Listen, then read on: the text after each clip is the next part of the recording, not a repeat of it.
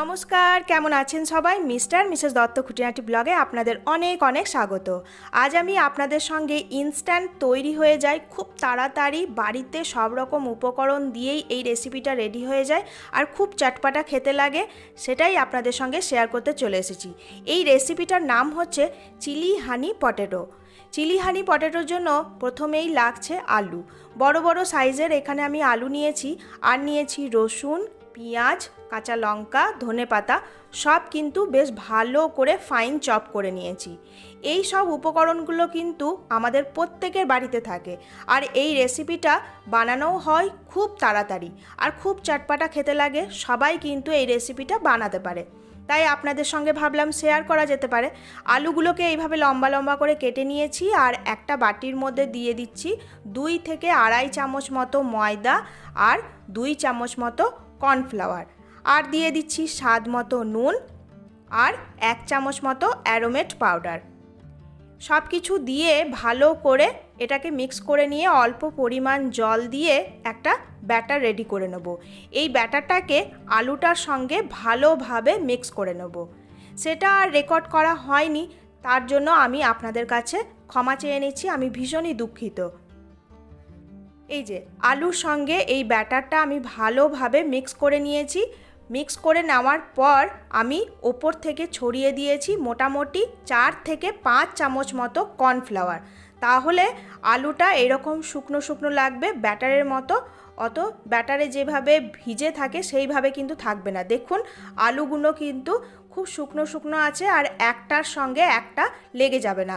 এই কর্নফ্লাওয়ারটা দেওয়ার কারণে এটাই একটা কারণ যে একটা আলুর সঙ্গে একটা আলু লেগে যাবে না, আর খুব মুচমুচে হবে।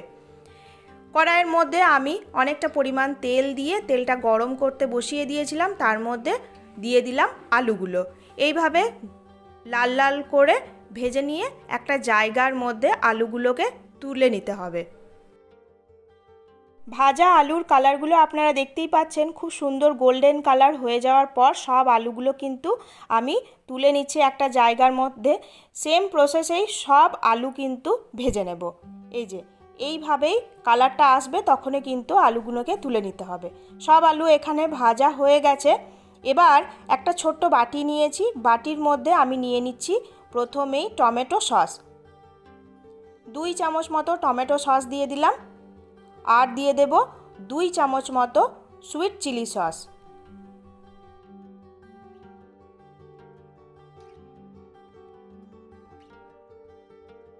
এবার কড়াইয়ের মধ্যে অল্প পরিমাণ তেল দিয়ে তেলের মধ্যে আমি দিয়ে দিচ্ছি চপ করে রাখা পেঁয়াজ। পেঁয়াজটাকে বেশ ভালো করে আমি ভেজে নেব।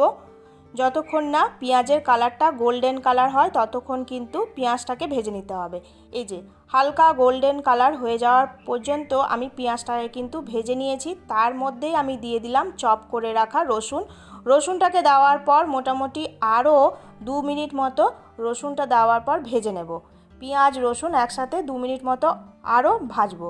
এই যে রসুন ভাজা হয়ে গেছে, এবার আমি দিয়ে দিচ্ছি চপ করে রাখা কাঁচা লঙ্কা। কাঁচা লঙ্কাটা দেওয়ার পর মোটামুটি আরও 1 মিনিট মতো ভেজে নেব। পেঁয়াজ রসুন কাঁচা লঙ্কা ভাজা হয়ে গেছে, এবার আমি দিয়ে দিলাম 1 কাপ মতো জল। জল দেওয়ার পর ভালোভাবে মিক্স করে দিলাম যাতে মশলাটা পুড়ে না যায়। জল দেওয়ার পর এবার একে একে কিছু মশলা আমি দিয়ে দেব। প্রথমেই দিয়ে দিচ্ছি স্বাদ মতো নুন,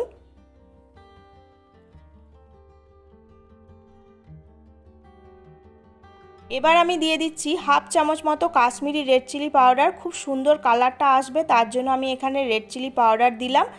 আর দিয়ে দিচ্ছি হাফ চামচ মতো চিনি, আর 1 চামচ মতো অ্যারোমেট পাউডার। অ্যারোমেট পাউডারটা দেওয়ার ফলে টেস্টটা খুব সুন্দর আসে, তার জন্য আমি এখানে 1 চামচ মতো অ্যারোমেট পাউডার দিয়ে দিলাম। সব কিছুকে এবার ভালোভাবে মিক্স করে দেব।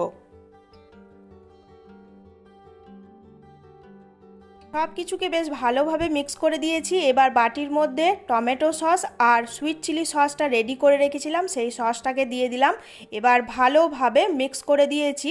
মিক্স করে দেওয়ার পর আমি দিয়ে দিচ্ছি হানি বা মধু।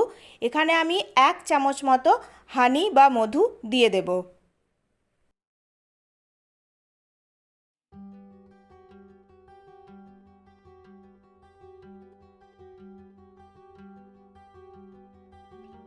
মধু দেওয়ার পর ভালোভাবে মিক্স করে দিলাম। এবার ভেজে রাখা আলুগুলোকে দিয়ে সঙ্গে সঙ্গে মিক্স করে দিলেই কিন্তু রেডি হয়ে যাবে আজকের এই রেসিপি। আর ওপর দিয়ে ছড়িয়ে দিতে হবে ধনেপাতা আর গার্নিশের জন্য অল্প পরিমাণ তিল। এটা কিন্তু বাচ্চাদের সবার খেতে কিন্তু খুব ভালো লাগবে, বিশেষ করে বাচ্চারা বেশি পছন্দ করবে, কারণ এটা একটু ঝাল মিষ্টি, তাই সবাই খেতে পারবে।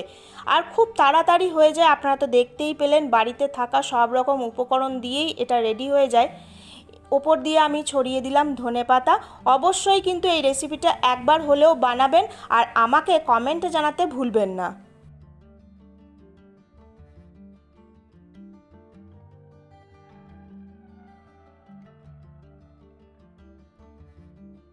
গ্যাসের ফ্লেমটাকে অফ করে দিয়ে ওপর দিয়ে ছড়িয়ে দিলাম সাদা তিল। বাস, একেবারে রেডি আজকের এই চিলি হানি পটেটো। আপনাদের কেমন লাগলো আজকের এই রেসিপি? অবশ্যই একটা লাইক করবেন, কমেন্ট করবেন, শেয়ার করবেন। আর রেসিপিটা দেখতে দেখতে যদি ভালো লেগে যায় তাহলে অবশ্যই আমার চ্যানেলটাকে সাবস্ক্রাইব করতে ভুলবেন না। সবাই খুব ভালো থাকবেন, টাটা।